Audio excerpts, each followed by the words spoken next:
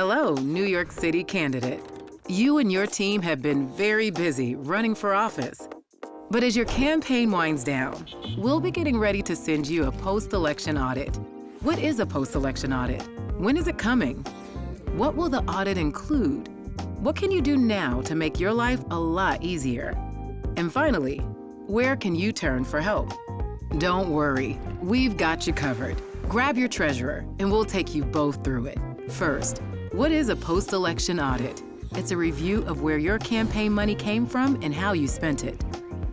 Everyone gets it, and it's a standard part of the process. But it is vital, and it's part of what you agreed to when you and your treasurer registered with the Campaign Finance Board. Because a public position requires a level of transparency to be as fair as possible. When is it coming? They'll arrive at different times for different candidates, but you can expect yours after your most recent election ends. Super important side note, make sure your email address and other contact information will remain up to date on your registration in the CFB portal and aren't, for example, a temporary email address expiring at the end of your race. What will the audit include? The first thing you'll get is a document called the Post-Election Documentation Request. This will include a request for any and all documentation you haven't already submitted to the Campaign Finance Board. You'll have 30 days to respond to this one. You'll also have the chance to ask for an extension if you need it. But we're here to help, not just at this stage, but at every stage. More on this at the end. Next up, you'll receive the draft audit report. This could be your final chance to check that you've properly documented any public funds you received, and is when you'll find out if anything else is still due for you to stay compliant. You'll have another 30 days to respond to this one, or you can ask for more time here too. After that, what you receive will depend on whether there are any outstanding compliance questions. Some of you may receive additional requests, like a legal enforcement notice or a public funds repayment obligation. But once this phase is cleared, everyone will receive their final audit report. What can you do now to make your life a lot easier?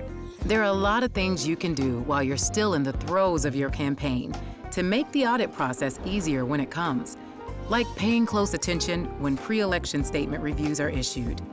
Plus, make sure you document those expenditures in detail, like a lot of detail, like invoices that list quantities and a description of the work done. If it's not adequately detailed, as it's officially called, we'll have to come back and bug you for more. As you probably remember from learning to run for office, your bank records are also really important. Remember all the stuff about submitting monthly account statements, itemized deposit slips, ensuring you have pics of expenditure checks from all sides, and not just their flattering angles? If it's a bit fuzzy, don't forget there's help on our site. You'll also want to gather information on your contractors. Sometimes, in addition to details on your people, we'll even need to know a bit about your people's people. For instance, if you spent more than $5,000 with one vendor, you'll need to get in touch with them to find out if they also hired anyone. In other words, we'll need subcontractor disclosure.